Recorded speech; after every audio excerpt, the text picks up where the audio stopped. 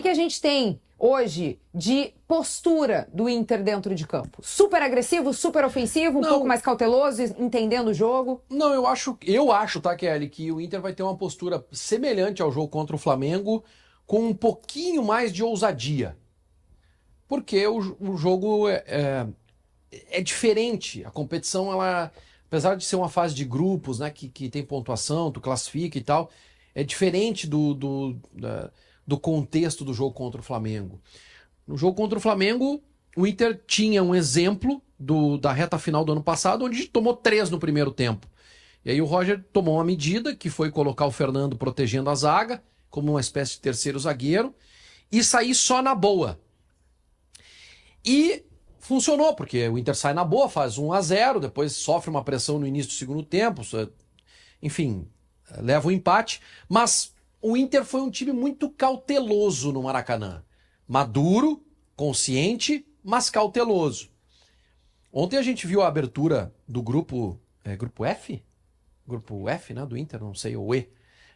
Acho que é grupo F do Inter, não, isso aí. Não importa. Ontem a gente viu a abertura. Rapaz. Grupo I do Inter. E o Atlético Nacional fez 3-0 no Nacional jogando dentro de casa. Não, mas é o grupo F sim, tá? Tá, então o Atlético Nacional é um time muito, muito forte jogando dentro do seu ambiente. E fisicamente um time forte, eu não achei nada demais nas fases de Libertadores da América, quando ele treinou Palmeiras, Atlético, não sei se ele foi com o Fluminense, mas Palmeiras é tudo técnico da seleção brasileira também.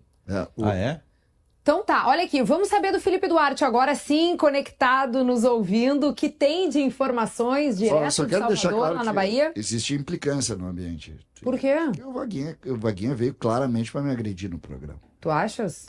Essa do Rogério ser na seleção brasileira Os amigos estão pedindo. É ficar 3 dias ali. Os amigos estão pedindo. Vários ex-boleiros que jogaram com o Rogério Ceni, que eles adoram dizer assim: eu não sou contra estrangeiro, mas eu acho que tem que ser o Ceni. Eu acho que tem Quem é que é ex-boleiro que falou Não, isso? gente, vocês estão de brincadeira, né? Edenilson, Eu tava Felipe chamando Melo, o Felipe Duarte está conectado, nos esperando para trazer informações do Inter na Libertadores, direto de Salvador. Vocês estão puxando outro assunto. Ô, Felipe, conta pra gente as novidades do Inter. O que tu tem de informação, principalmente sobre esse centroavante? Quem começa como titular a Libertadores? Beijo grande, meu amigo. Bem-vindo.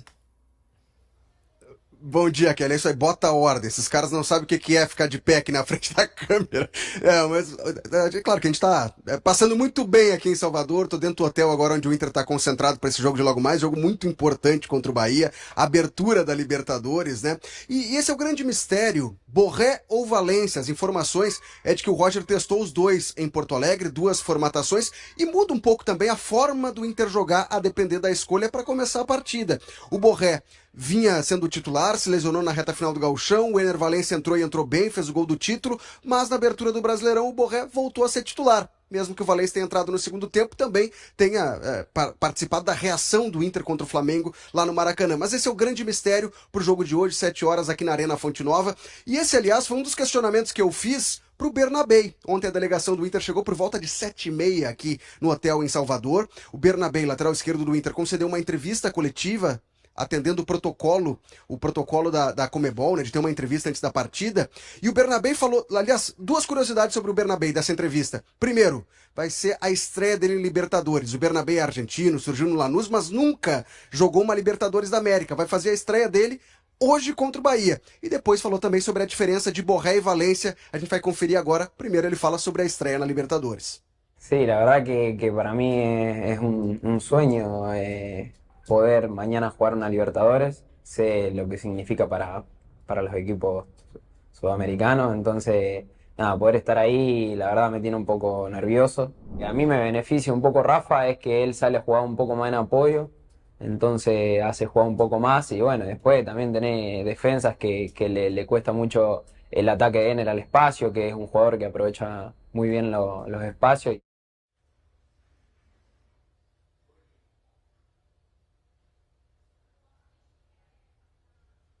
Faça, Vaguinha. Tu descobriu se vai Valência ou se vai Borré.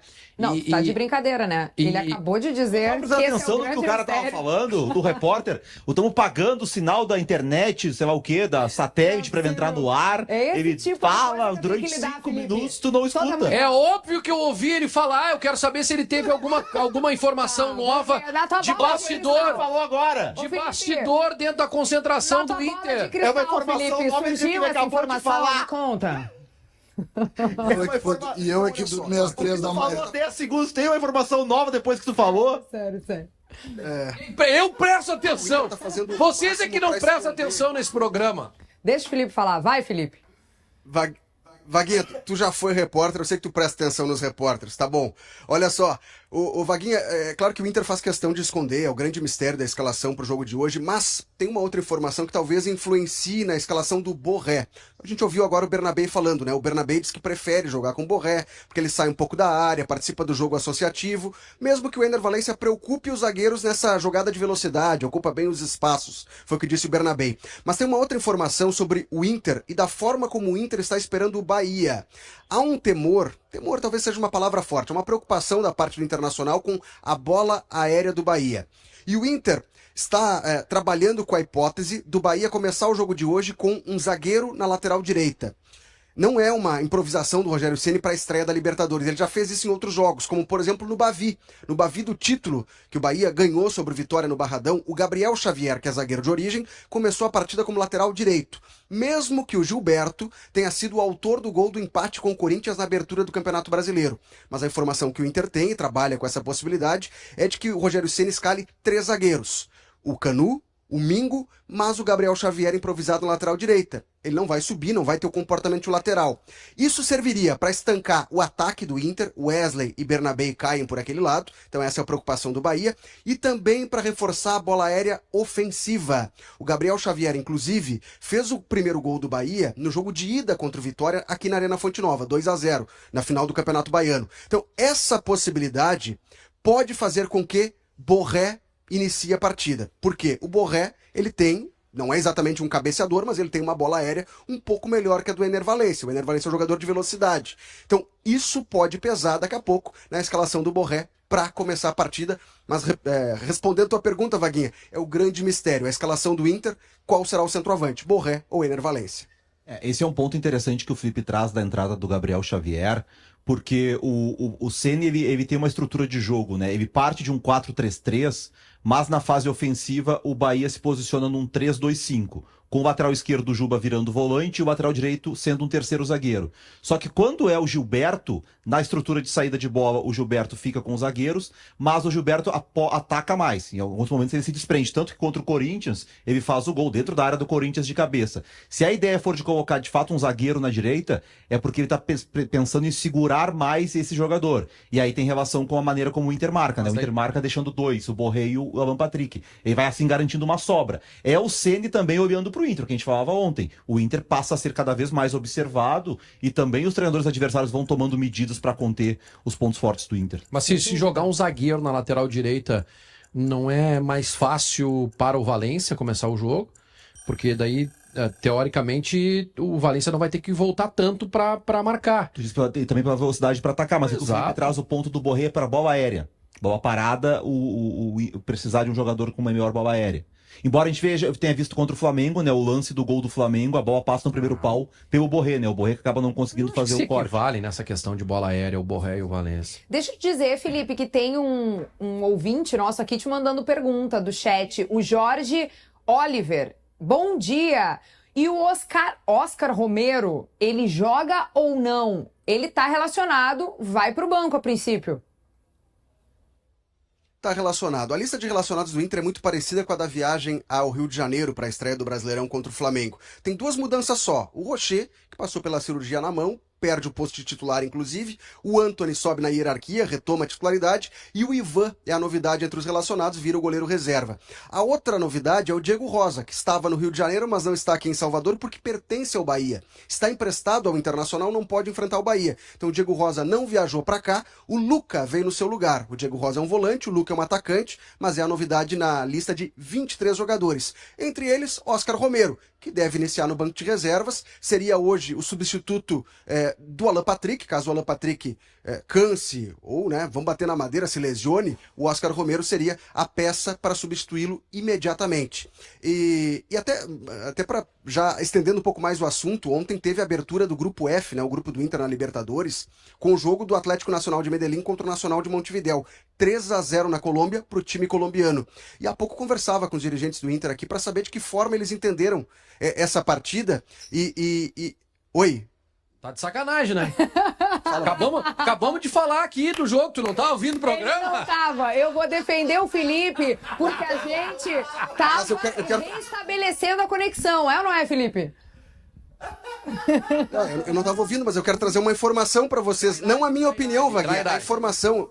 Ou a opinião dos dirigentes do Inter é a seguinte, de que tudo bem, o Atlético Nacional é um time forte, veloz, mas que o Nacional vem de uma crise muito forte, estava com um técnico interino ontem. Então o Inter, claro que ficou atento ao que estava acontecendo na partida, mas de certa forma não sabe se o Nacional, não, por conta da crise que está vivendo, não, entre aspas, facilitou para o Atlético Nacional, né? Porque veio numa crise, o Atlético Nacional atropelou a equipe uruguaia. Então o Inter tem muita cautela para fazer uma análise sobre esse jogo, mas os dirigentes estavam de olho no que estava acontecendo lá em Medellín ontem à noite. Felipe, eu queria perguntar também pro Felipe sobre o ambiente do jogo.